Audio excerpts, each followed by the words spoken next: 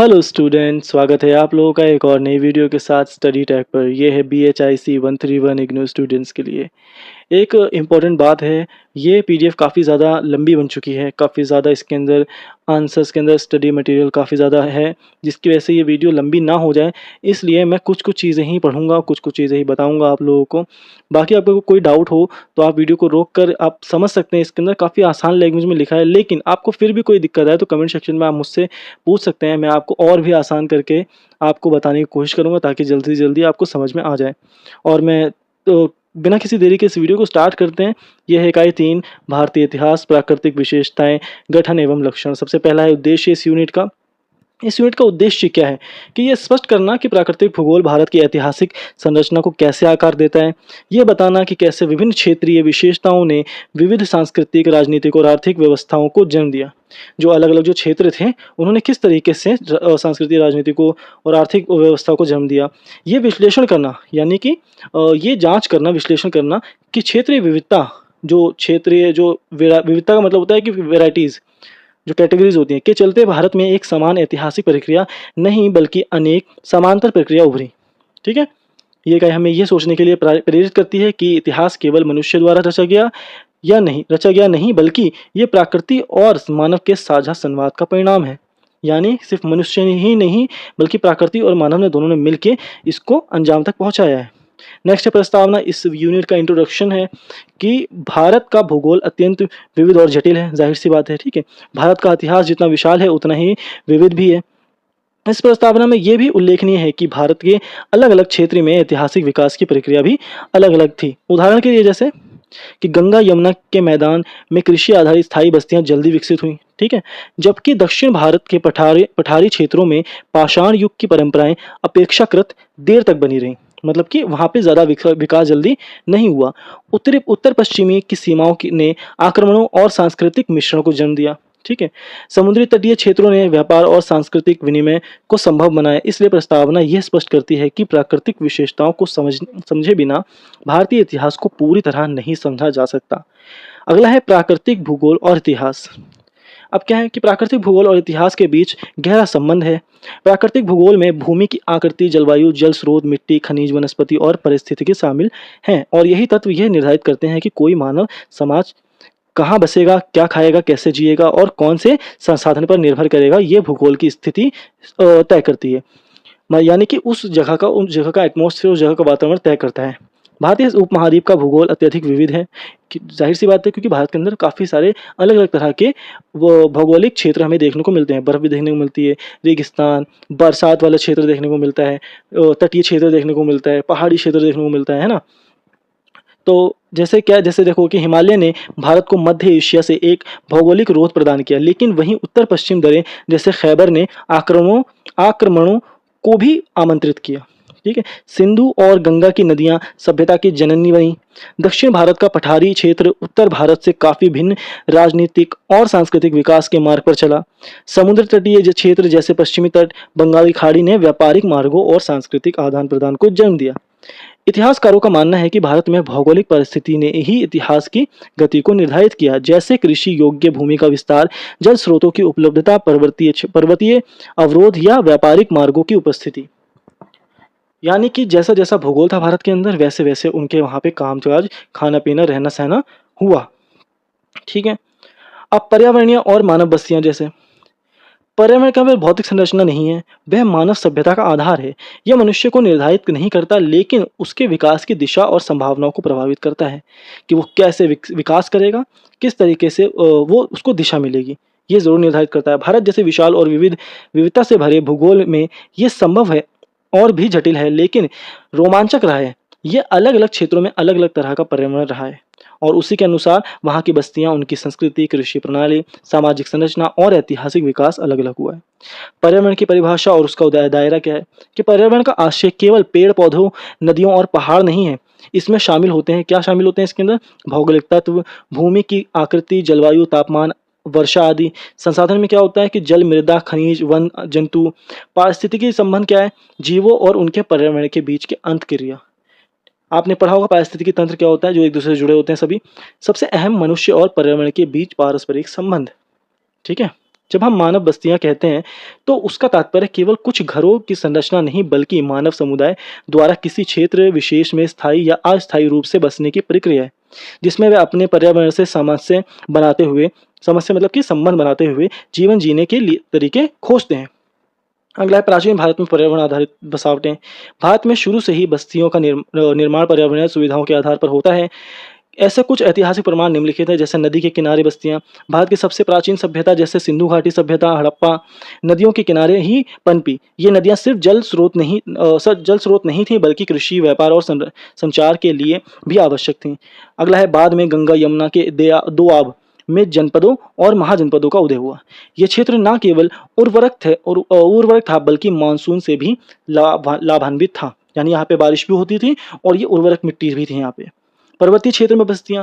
हिमालय और उसके पर्वतीय क्षेत्रों में छोटी छोटी बस्तियां खेती के सीमित साधनों और पशुपालन पर आधारित रही, क्योंकि पहाड़ों पर ज़्यादा कृषि करने में बहुत दिक्कत होती थी, पानी की बहुत दिक्कत होती थी, जिसकी वजह से क्या करते थे, वो छोटी छोटी बस्तियां बनाते थे और वहाँ पे खेती करते थे, पशुपालन करते थे। पहाड़ों ने सुरक्षा प्रदान की, लेकिन सीमित संसाधनों के कारण यहाँ का जीवन कठिन था, क्योंकि वहाँ पे संसाधन बहुत कम थे। संसाधन जैसे पीने का पानी, और एक चीज़ को पाने के लिए दूसरी बहुत दूर जाना पड़ता था। पठारी क्षेत्रों की बस्तियां। दक्षिण भारत का दक्कन पठार। यहाँ की बस्तियां अक्सर पत्थर के औजार, पाषाण युगीन अवशेषों और अनाज भंडारण संरचनाओं से पहचानी जाती है। यहाँ की मिट्टी काली रेगूर थी, जो काली मिट्टी होती है उसे रेगूर कहते हैं, जो कपास की खेती के लिए प्रसिद्ध रही। इससे स्थानीय अर्थव्यवस्था विकसित हुई, क्योंकि यहाँ पे कपास की खेती ज्यादा हुई। मरुस्थलीय बस्ती। राजस्थान का मरुस्थल थार मरुस्थल क्या है, यहाँ की बस्तियां जल की अनुपलब्धता के बावजूद विकसित हुई। लोग कुआं, बावड़ी और जल संग्रहण प्रणालियों का उपयोग करते थे, मतलब कि पानी को स्टोर करते थे। यह क्षेत्र ऊंट व्यापार, कच्चे मकान, घुमंतु जनजातियां आदि के लिए प्रसिद्ध है। घुमंतु जनजाति जो एक दूसरी जगह से घूमते थे। यहाँ की जनजाति एक जगह टिकती नहीं थी, कहीं ना कहीं वो स्टे करती रहती थी। पर्यावरण ने बस्तियों को कैसे प्रभावित किया? पर्यावरण ने बस्तियों को भौगोलिक स्थिति, आकार, संरचना, सामाजिक ढांचा, आर्थिक गतिविधियां और सांस्कृतिक मान्यताओं को प्रभावित किया। पर्यावरण तत्व कौन से और प्रभाव क्या क्या पड़े? जैसे नदियों क्या प्रभाव पड़ा कि कृषि योग्य भूमि, जल आपूर्ति, परिवहन, व्यापार, धार्मिक महत्व मिला इसके। पर्वत ने क्या दिया इसका प्रभाव कि सुरक्षा मिली, संसाधनों की कमी रही, लेकिन सीमित खेती, सीमित राजनीतिक नियंत्रण। समुद्र तट, व्यापारिक केंद्र, सांस्कृतिक आदान प्रदान, बंदरगाह नगर समुद्र तट पर मिलते थे। मिट्टी, कृषि प्रणाली का निर्माण, रैगूर, दोमट और जलोढ़। वर्षा और मौसम जहाँ पे रहे उसका क्या प्रभाव पड़ा कि फसलों का चक्र, बाढ़, सूखा, बस्तियों का स्थान चयन। ठीक है। मानव पर्यावरण के साथ कैसे सामंजस्य बैठाते हैं? ठीक है। मानव समाज ने हमेशा से पर्यावरण से संघर्ष नहीं किया, उसने उसे समझा, उसके अनुसार खुद को ढाला। ठीक है। बाढ़ग्रस्त क्षेत्रों में ऊंचाई पर मकान बनाए, सूखा प्रभावित क्षेत्रों में जल संग्रहण प्रणाली विकसित की गई, जैसे बावड़ी, टंकी। ठीक है। गर्म इलाकों में मिट्टी और घास के घर बनाए गए जो ठंडे रहते थे।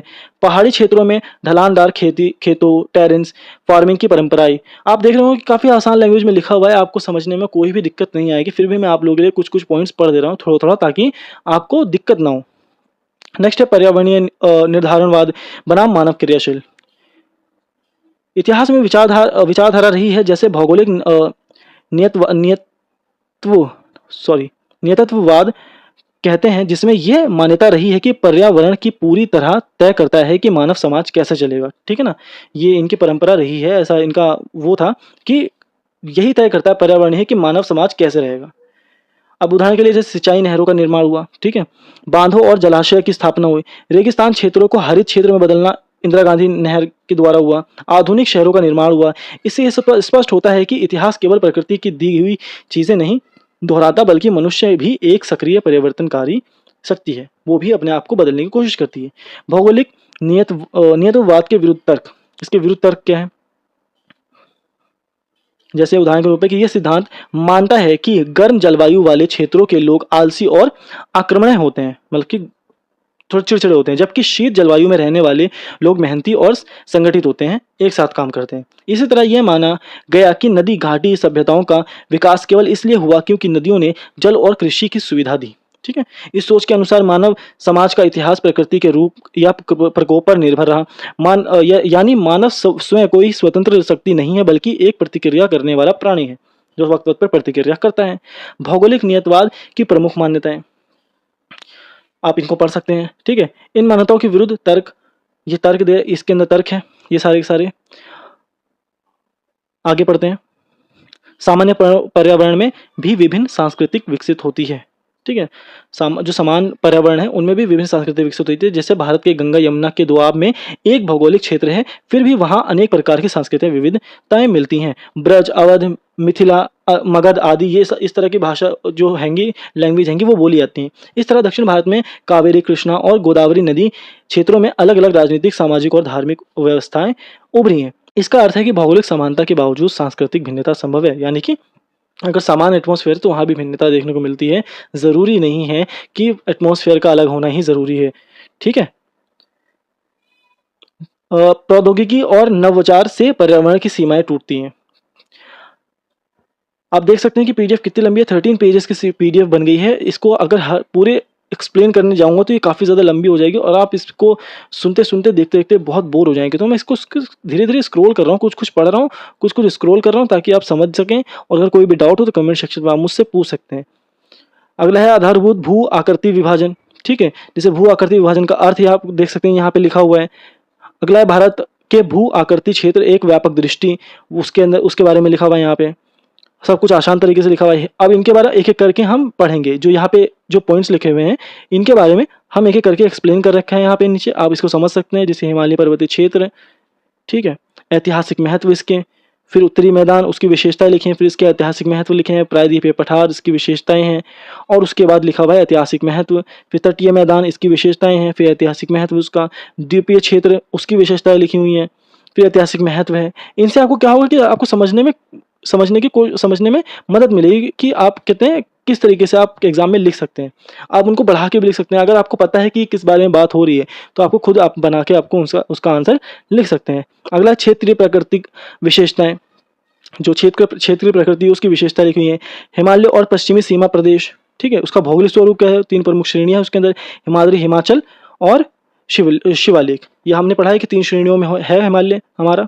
ठीक है, पश्चिम सीमा प्रदेश, ऐतिहासिक और सांस्कृतिक विशेषताएं इसकी, सिंधु का मैदान उसके बारे में हम पढ़ रहे हैं, उसको वहाँ का संस्कृति और जीवन कैसा है। गंगे उत्तरी भारत का उसका भूगोल कैसा है, वहाँ के मतलब एटमॉस्फेयर, वहाँ का रहना सहना कैसा है। ऐतिहासिक और सांस्कृतिक केंद्र हैगा। धार्मिक महत्व वहाँ का कैसा है। समाज और अर्थव्यवस्था कैसी है वहाँ की, पूर्वी, पश्चिमी और मध्य भारत। भूगोल उसका वहाँ पे कैसा है, पूर्वी भारत में कैसा है, पश्चिमी भारत में कैसा है, मध्य भारत में कैसा है, कहाँ क्या है। ठीक है ना, वो लिखा हुआ है इसके अंदर। ऐतिहासिक विशेषताएं वहाँ की, आर्थिक सांस्कृतिक तत्व है, प्रायद्वीपीय भारत। ये टिप्पणी में आ सकता है तो आप इसको थोड़ा समझ लीजिएगा। आप टिप्पणी में इसको लिख सकते हैं बिना पॉइंट्स के, एक थ्योरी की तरह। ठीक है ना। इसका सुदूर दक्षिण है, एक्सट्रीम साउथ, मतलब एकदम साउथ में उसकी भौगोलिक स्थिति लिखी हुई है। सांस्कृतिक गहराई है। क्षेत्रीय परिवर्तन के कारण क्या क्या है इसके अंदर। ऐतिहासिक क्षेत्रों के उदय के असमान क्रियाएं, ऐसा क्यों हुआ, इसके कारण क्या है इसके, ये सब लिखे हुए हैं इसके अंदर। मृत्तिका कला के प्रमाण, ठीक है, मतलब क्या है इसका कि मिट्टी से बने बर्तन, खिलौने, मूर्तियों से हमें बताते हैं, इनसे हमें प्रमाण मिलता है कि क्या कैसे हुआ था उस टाइम पे, क्या हमारा इतिहास रहा है। ये सारे इनके पॉइंट्स लिखे हुए हैं। साहित्यिक प्रमाण, इसका क्या मतलब कि पुरानों ग्रंथों में हमें कैसे पता चला, कैसे क्या क्या चीज़ें मिली, हमें क्या क्या हिंट मिले उससे। ठीक है, आगे है नेक्स्ट है भारतीय इतिहास में क्षेत्र के महत्व। जो भारतीय इतिहास था वहाँ पे जो क्षेत्र थे उनके महत्व, उनके क्या महत्व थे। चक्रवर्ती संकल्पना, मतलब क्या है कि चक्रवर्ती शब्द 2 हिस्सों से मिलकर बना है, यानी चक्र मतलब राजकर यानी सिंहासन, सत्ता का प्रतीक, और वर्ती मतलब जो चलाए या घुमाए। ठीक है, अर्थात चक्रवर्ती वह सम्राट है जिसका सत्ता पूरे भूभाग पर चलता है। भारतीय परंपरा में ये संकल्पना ये बताती है कोई राजा तब चक्रवर्ती कहलाता है था जब उसकी सत्ता भारत के सभी प्रमुख क्षेत्रों और दिशाओं में फैल चुकी थी, तो इसको कहते हैं चक्रवर्ती। ठीक है ना, चक्रवर्ती भौतिक कल्पना। महत्वपूर्ण उदाहरण इसके कि सम्राट अशोक थे, गुप्त सम्राट समुद्रगुप्त थे, चोल वंश के राजा राजेंद्र चोल थे। ठीक है ना, क्षेत्रों का श्रेणीबद्धता, ये सारे जो थे वो चक्रवर्ती राजा थे। बुनियादी भौगोलिक प्रभाव क्या है, क्या मतलब है, कोई भी क्षेत्र नगर अगर नदी, पहाड़, मैदान, समुद्र, जंगल या रेगिस्तान जैसे भौगोलिक तत्वों के करीब है तो उसका इतिहास, समाज और राजनीति उस भूगोल से प्रभावित होता है। ठीक है ना, उदाहरण दिए हुए हैं इसके अंदर। नेक्स्ट है केंद्रीय क्षेत्र, मतलब क्या है कि इतिहास में कुछ ऐसा क्षेत्र रहे जिन्हें मुख्य क्षेत्र कहा जाता है, क्योंकि वहाँ से शासन, धर्म, संस्कृति और व्यापार के केंद्र उभरे। जैसे मान लो दिल्ली हो गया, ठीक है ना। आगे पॉइंट है समय एवं स्थान के संदर्भ में